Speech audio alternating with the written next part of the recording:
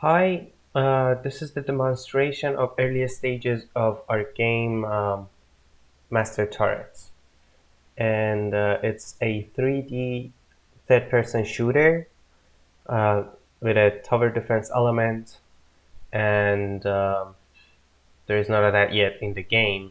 What we have here is a third-person camera with a character controller that moves around and can be is animated in every direction. Let me just show you by going into the game. This is the character itself. As you can see, when you rotate your camera, it moves around and it animates. You can move forward, you can move left, you can move left, you can move right, you can go backwards, you can go to the right and forward. So it's not only left and right or forward and backward. You can go to the left or right and forward and to the left and backward. Other than that, you can shoot, you can aim. First of all, you can aim with inverse kinematics or animation rigging to be exact. It's a part of inverse kinematics, like API for inverse kinematics provided by Unity. You can shoot, as you can see, you can shoot, and it puts the bullet mark on every surface, and it has a laser beam coming out of it, like the what's it called? The tracer, bullet tracer, and there is the impact. Let's take a look at the code and behind the scenes. What we've done is that we have a third-person camera using the Cinemachine what's it called, package that we downloaded from the Unity registry, and we've set it up to have an offset and a collider so it doesn't go into objects.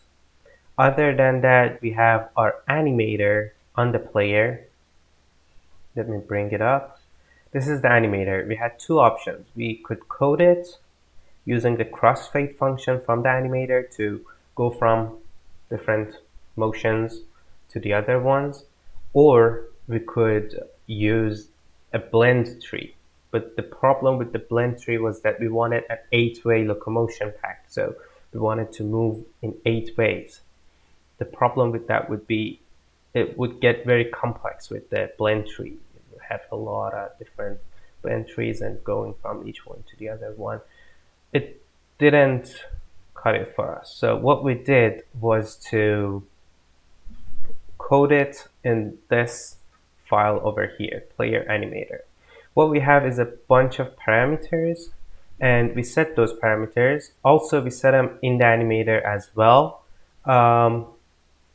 just because in the future, if we wanted to change it to blend tree, just in case, we have it here. We have all the parameters here. We have this function that changes the animation.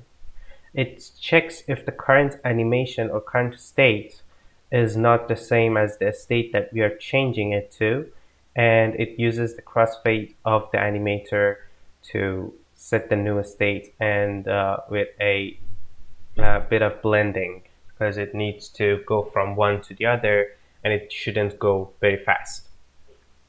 The other part is here. It's the handle animations function. Based on the parameters that we have, it sets the current state of our animation. For example, if we press the crouch button, control, you go to the crouch pose, and crouch would be true, but walk backward, walk forward, walk left, walk right, and jump would be false. And so because of that, you would change the animation to crouch idle, which is crouch in this case, but it would show the idle animation. But if we had walk forward, crouch walk forward would be available.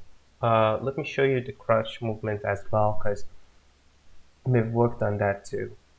So here it is.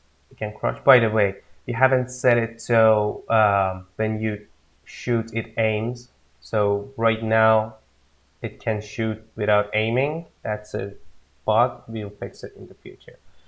You can move forward while crouching. You can move left and right. You can do all sort of things. Other than that, we have our player movement script. What we do in this script is that we get the horizontal and vertical axis of our player. We set it to a vector 3 and we move the player based on those and the movement of our camera. And we apply some gravity, as you can see here with character control.move. We give the character controller the movement that we want. We have our yaw camera, which basically turns the player when the camera turns. Also in here, we set the parameter of our player animator, which is here, or where is it, turn right and turn left, to be set to true when the camera moves to the right or to the left. Some complex, what's it called, calculations here. And then we have our handle animation. So WASD, when you press those, different parameters get to be set to false or true based on the different stages of movement. So for example, you press W and S together, both of them should be false because you cannot go forward and backward together. But when you press W, walk forward set to true, pressing S sets walk backwards to true. All sort of things here. We have player sprint and crouch. Our player can both sprint and crouch, but the thing is we have disabled the stamina part of it. It used to have 100 stamina and it would go down, but for testing reasons we have disabled it. We have footsteps, but we don't have the audio files yet. But when we have it, we can add the footsteps of our player to it. I have the other project that I copied the code for footsteps to here.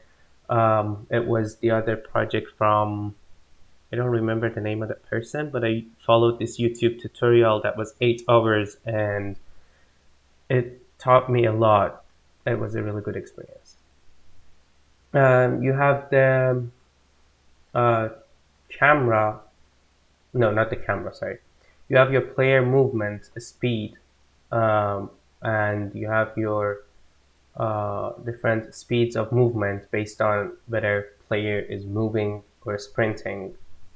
And you have your crouch being set to true somewhere over here. I don't see it right now, but where is it?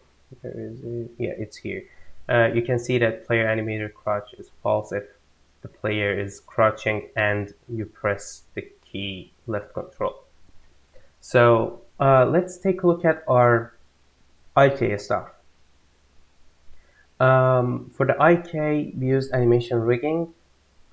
We tried to use basically for, okay, so there is a component called tube1IK that we tried to use over here. Where is it? Yeah, here it is. Rig handle IK. Rig hand IK. So right hand and the left hand. The problem with this was that our animation and our character are set in a way. We got the animation from Mixamo. We don't have any way to choose it, like beginners can be choosers. So what we did was to try tube1IK, and for some reason our hand wasn't reaching the end of the barrel of the gun, and it would lead to some awkward movements in the animation. So what we did was to set it in an IK component, which, as you can see here, we set. Let me just go to code. this is basically from Unity's tutorial on IK.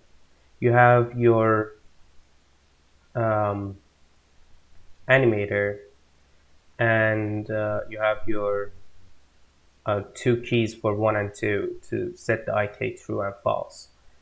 And what you do is to set the IK position weight and just connect the two positions of the hands to the hands. As you can see here, we are connecting these two. But the thing is, we have combined this component with our rig layers in the animation rigging.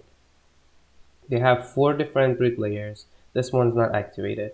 The 3 others are for the weapon position, the weapon aiming position, and player aiming. For the player, the head needs to aim towards the camera. If you go up, it goes up, the chest, and I believe the shoulders need to go towards the direction of the camera too. So going up and down moves the head and the shoulders, as you can see here. Let me just show you. Here, when we go up, oh, okay, not working at the moment. We'll fix that. Clear aim, point aim. Yeah, it should work, but I don't know why it's not working. That's another bug. Always bugs in the way. But weapon pose sets the position of the weapon for not aiming. We set the weight of each of the layers that we want to 1 and the other ones to 0. So weapon aim goes to 0 based on whether we want to aim or not. I think we are going really above what we need for this tutorial, but for this introduction, but I just need to show you what we've done. So just bear with me, sorry if it's taking a long time. We have our we have our rotation fixer that just sets the rotation of the weapon. There are some things wrong with the animation rigging components. Sometimes the weapon would turn slightly. We set it to be the Z rotation to 0.